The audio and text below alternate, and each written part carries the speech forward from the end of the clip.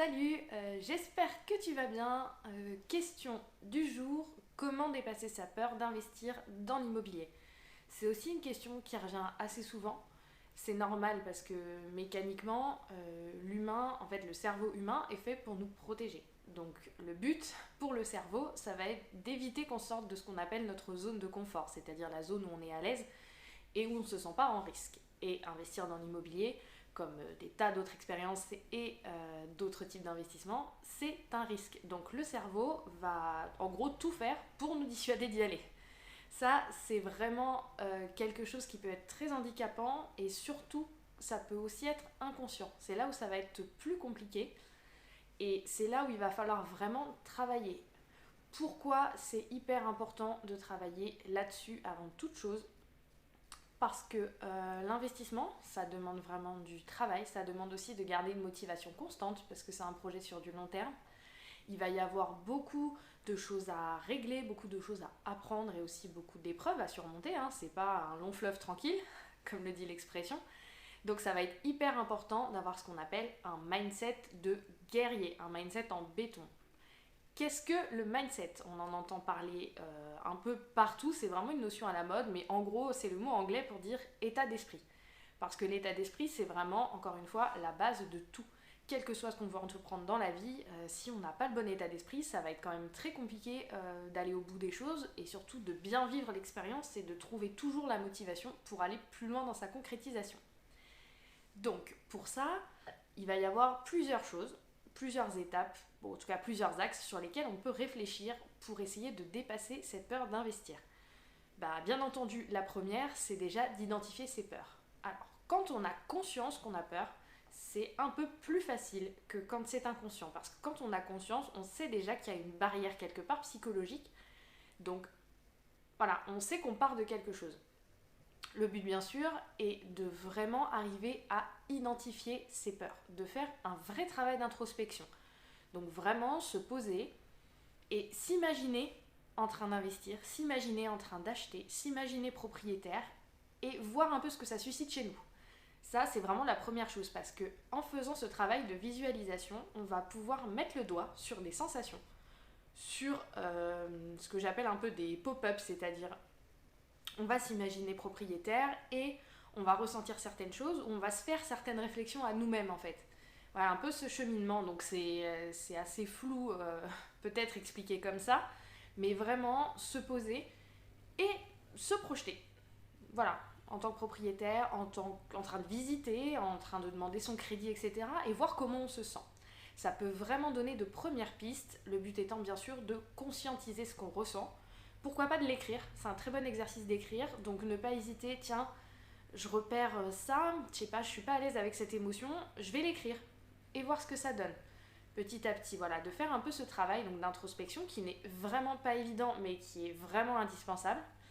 Donc quand on est conscient qu'on a un blocage, voilà, c'est quand même déjà une base, même si c'est jamais enthousiasmant de se dire bon, il y a un blocage, il faut le résoudre, en tout cas il y a une base. Par contre, on peut aussi avoir peur, mais ne pas en avoir conscience. C'est aussi un cas qui arrive souvent et il y a quand même heureusement quelques signaux pour repérer ces situations-là. Par exemple, tu as dit aux gens que tu avais envie d'acheter, etc. Et puis quand les gens te demandent où t'en es, non, écoute, je trouve vraiment pas le temps, c'est pas le bon moment. Tu vois, déjà quand on a ce genre d'excuses, ça peut être une vraie excuse, on peut temporairement ne pas avoir le temps. Mais si ça fait 2 ans que tu répètes ça, peut-être que là déjà, ça cache une peur inconsciente en fait. Une peur qu'on n'a pas envie de s'avouer à soi-même, mais qui est là. Donc pareil, ne pas hésiter quand on discute avec des gens, quand on échange sur notre envie d'investir, qu'est-ce qu'on répond et qu'est-ce que ça peut vouloir dire? Est-ce que vraiment je n'ai pas le temps? Et peut-être se poser, pareil, prendre une feuille. Quel est mon temps? Qu'est-ce que je fais de mon temps? Comment je pourrais trouver le temps? Et si là, vraiment, on n'arrive pas à aller au bout de ce raisonnement, ça démontre déjà que c'est peut-être ce qu'on appelle une fausse excuse. Parce qu'on en a tous, voilà, c'est pas le bon moment, j'ai pas le temps, c'est trop cher. Tout ce type d'excuses un peu qu'on utilise pour pas aller plus loin en fait dans une expérience ou dans un achat. Donc ça, c'est vraiment un très bon signal. Le deuxième signal après les fausses excuses, c'est la procrastination. Voilà, typiquement ça va avec en général, hein. J'ai pas le temps donc je remets à demain. Je dois le faire, mais j'ai mieux à faire, donc je remets à demain. J'ai envie, mais d'un côté, j'ai pas envie, flemme, je remets à demain. La procrastination, c'est aussi vraiment un élément sur lequel on peut travailler. Pourquoi on remet à demain? Si on manque de temps, encore une fois, est-ce vraiment un manque de temps? Et on décortique un peu comment on organise son temps. Si on a un manque de motivation, comment faire peut-être pour être dans un bon état d'esprit, c'est-à-dire peut-être partager sa journée, faire quelque chose vraiment qui est hyper motivant, donc on est hyper reboosté, et après, penser à concrétiser son projet. Et là, du coup, on est dans une bonne énergie. Voilà. Il y a vraiment ces pistes-là. Donc, premier point, vraiment identifier ses peurs, toujours conscientiser ce qu'on ressent quand on se visualise en train d'investir. Quelles sont les excuses qu'on utilise quand on ne passe pas à l'action et qu'on échange avec des gens? Et si on procrastine, pourquoi? Ça peut vraiment être des pistes pour commencer à travailler, et c'est vraiment hyper important parce que identifier ce genre de peur, ce genre de sentiment négatif, c'est vraiment 50% du problème. Comme on dit, identifier un problème, c'est 50% de la solution. Donc, à contrario, si tu n'identifies pas ces problèmes, ça équivaut à aller passer l'aspirateur sur la plage. En fait, tu vas pas du tout avancer, quoi. Tu vas stagner parce que en fait, ces craintes-là reviendront toujours, en fait, systématiquement, donc tu pourras pas aller plus loin dans ton projet. Donc vraiment le petit 1, identifier ses peurs et essayer de les conscientiser. La deuxième étape, ou en tout cas le deuxième axe de réflexion, c'est vraiment quelles sont tes croyances limitantes et comment les casser. On en a tous des croyances limitantes, on a souvent ce que j'appelle la petite voix en fait, quand on a envie de faire un truc justement où on sort de notre zone de confort, il y a notre fameux cerveau qui met en place ce système de protection. Et on va se dire, est-ce que vraiment t'es capable de faire ça? Est-ce que t'as les épaules? Est-ce que t'as vraiment envie de faire ça dans le fond? Non, c'est plus confortable de rester dans ta situation, ne prends pas de risques. Est-ce que, on a plein de questions qui peuvent se poser à nous, plein d'objections en fait qu'on se fait à nous-mêmes. Donc ça, c'est le mécanisme de protection du cerveau.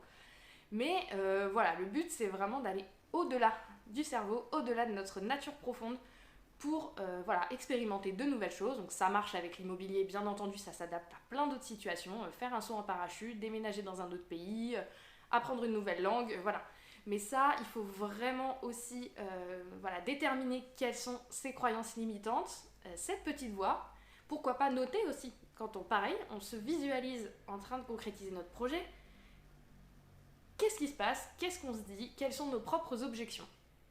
On les note et comme ça nous permet vraiment d'identifier tout ça et derrière, bien sûr, de travailler dessus. C'est toujours pareil, quand on est vraiment dans cette peur d'investir, il y a vraiment un gros travail à faire sur soi.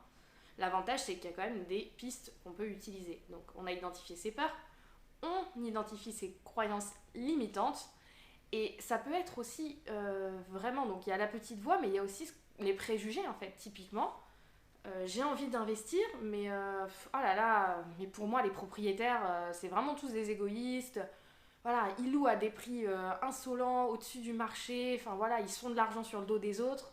C'est sûr que si on a ce type de croyance, ça va être compliqué derrière d'incarner le propriétaire si on pense que le propriétaire c'est vraiment quelque chose de négatif. Par exemple, ça peut être aussi son rapport à l'argent. J'ai envie d'avoir de l'argent, mais j'ai honte d'avoir envie d'avoir de l'argent. L'argent, c'est mal. On est vraiment dans une société en France où l'argent, c'est très mal vu. On n'a pas d'éducation financière. Si on sort un peu des schémas qu'on nous apprend à l'école, typiquement le CDI, acheter sa maison, sa résidence principale pour y vivre, et qu'on a envie un peu de tester d'autres choses, d'aller au-delà, en France, on n'est pas forcément encouragé là-dedans, je trouve. Après, c'est que mon opinion et on peut tout à fait débattre à ce sujet, il n'y a aucun souci. N'hésitez pas dans les commentaires si vous avez une réaction par rapport à ça. Mais moi je trouve qu'on n'a pas d'éducation financière et de fait il y a un peu ce tabou par rapport à l'argent en France, quoi. Donc ça peut être aussi ça. Tu t'imagines avoir de l'argent, tu as envie d'avoir de l'argent, mais tu n'assumes pas cette envie parce que pour toi c'est vraiment quelque chose de négatif. Ça, c'est aussi une piste sur laquelle il faut réfléchir parce que la petite voix qui nous oppose des objections et les préjugés qu'on a, ça peut vraiment être un concentré de mauvaise énergie et vraiment ça va te bloquer en fait. T'arriveras jamais à aller plus loin et là ça va être les fausses excuses derrière et la procrastination. On est toujours en fait dans ce cercle. Mais l'avantage c'est qu'une fois qu'on a identifié ses peurs et ses croyances limitantes, la troisième étape ou en tout cas le troisième axe à prendre en compte, c'est de les rationaliser. Une fois qu'on a conscientisé les choses, c'est hyper important de les rationaliser parce qu'on a peur de ce qu'on ne connaît pas. Hein. C'est hyper humain. Par exemple, je pense que la majorité des gens, on a tous peur de la mort. Pourquoi ? Parce qu'on ne sait pas ce qu'il y a derrière. On ne sait pas ce qui se passe. Et c'est valable avec plein de choses. On a peur du noir parce qu'on ne voit pas ce qui se passe quand il fait noir. Voilà, c'est vraiment des mécanismes qui sont liés à notre nature profonde. Et aujourd'hui, il faut arriver à en prendre conscience et à transformer ces mécanismes de défense en force. Voilà, pour aller de l'avant malgré notre nature. Donc c'est pas forcément évident, mais c'est possible. Et le meilleur moyen de rationaliser, c'est vraiment de se familiariser avec son sujet. Parce que on a peur de ce qu'on ne connaît pas. Donc si on connaît mieux le sujet, on est d'accord qu'on a moins peur. Voilà, de simple logique.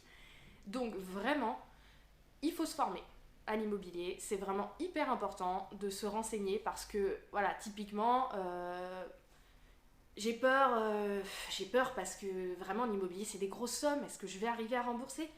J'ai vraiment peur d'avoir des locataires qui ne me payent pas parce que y a plein de gens qui me disent que les locataires ne payent pas. Voilà, j'ai vraiment peur d'acheter un bien et en fait que ce soit pas du tout une bonne affaire et que mon bien ne se loue jamais. Je pense qu'on a tous à un moment donné ces peurs-là, donc c'est hyper important de se former pour savoir dans ces peurs, dans quelle mesure c'est vrai, ce qui est vrai et ce qui est faux. Typiquement, par exemple, la peur des impayés. En France, les impayés, ça représente un peu moins de 4%. De mémoire, c'est 3,7%. C'est rien, mais quand on écoute les gens, on a l'impression qu'il y a 80% de personnes qui ne payent pas leur loyer.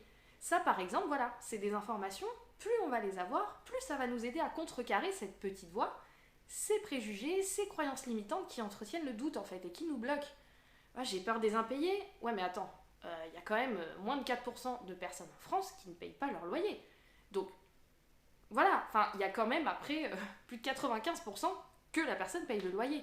Et là, voilà, on arrive un peu à limiter la peur. C'est vraiment ce genre de choses qui est hyper importante. C'est un exercice vraiment que je vous recommande à tous, que ce soit dans l'immobilier ou ailleurs. Si tu as un projet et que tu sens que tu n'arrives pas à avancer au-delà, tu as vraiment une envie, mais à côté de ça, tu n'arrives pas du tout à penser à ta stratégie, à mettre en place des actions, c'est probablement que tu as des peurs, conscientes ou inconscientes, à travailler. Mais voilà, vraiment... familiarise-toi avec le domaine en question, rends-le plus accessible et avec des meilleures connaissances, on est moins ignorant, donc on a moins peur. Voilà, c'est vraiment mathématique. Donc voilà, le travail à faire, hein, je reprends toujours, le but c'est d'avoir un mindset de guerrier, un état d'esprit où on y va, on n'a pas peur ou en tout cas le moins possible, donc on identifie ses peurs, inconscientes ou conscientes, en faisant un gros travail d'introspection et en écoutant les signaux, fausses excuses, procrastination, la petite voix aussi qui nous parle et qui entretient nos croyances limitantes. C'est vraiment le deuxième point à identifier. Quelles sont nos croyances et quels sont les préjugés qu'on peut avoir par rapport à l'immobilier, à l'argent, à la réussite aussi, la peur de réussir ou la peur d'échouer. C'est aussi des choses qui sont liées. Où voilà, il faut vraiment travailler. Une fois qu'on identifie ces peurs, ces croyances limitantes, on rationalise. On trouve des moyens de se familiariser avec le sujet, de rassurer son cerveau pour avoir moins de blocages et moins d'objections. La meilleure étape, se former. Plus on connaît un sujet, plus on est rationnel par rapport à ce sujet et moins c'est le côté émotionnel qui prend le dessus. J'espère que cette vidéo, en tout cas que les axes de réflexion que j'ai développés vont pouvoir t'aider à avancer un peu sur cette peur. N'hésite pas à me dire ce que t'en penses, si t'es dans cette situation et si tu l'as été et que tu ne l'es plus, partager tes astuces en bas dans les commentaires parce que c'est toujours hyper intéressant d'avoir le retour, voilà, d'autres retours, d'autres méthodes. Ça, ce sont les miennes, mais bien sûr, il y en a des tas d'autres. N'hésite pas non plus, s'il y a un point que tu souhaites que je creuse plus en détail, voilà, je pourrais faire une autre vidéo sur un sujet en particulier, donc pareil, n'hésite pas à le mettre dans les commentaires. Si tu as aimé la vidéo, n'hésite pas non plus à t'abonner, comme ça tu pourras voir les prochaines, à aimer, à commenter bien sûr, à la partager autour de toi. Et tu peux aussi me suivre sur les réseaux sociaux, donc Facebook, LinkedIn, Instagram. Je vais mettre tous les liens utiles en bas. Et enfin, si tu as envie d'aller plus loin sur le domaine de l'immobilier, n'hésite pas à télécharger le petit dictionnaire de l'IMO. C'est vraiment la base quand on veut commencer, justement. Tu veux commencer à te familiariser avec le sujet, c'est hyper bien de connaître toutes les notions, tout le vocabulaire qui a trait à l'immobilier. il est gratuit, donc n'hésite pas, c'est également dans la barre de description, je vais mettre tous les liens dont tu auras besoin. Pour finir, j'adore cette citation et du coup je vais vous laisser avec ça. S'inquiéter, c'est souffrir 2 fois. Parfois, voilà, il faut faire les choses petit à petit, c'est vraiment la meilleure méthode, ce qu'on appelle la technique des petits pas. Y aller progressivement, un pas après l'autre, sinon on se fait une montagne de tout. Donc voilà, s'inquiéter, c'est souffrir 2 fois, donc autant voilà, travailler sur soi et au fur et à mesure, faire un progrès après l'autre. C'est hyper important. Voilà, retiens bien ça et je te souhaite une super journée et à bientôt.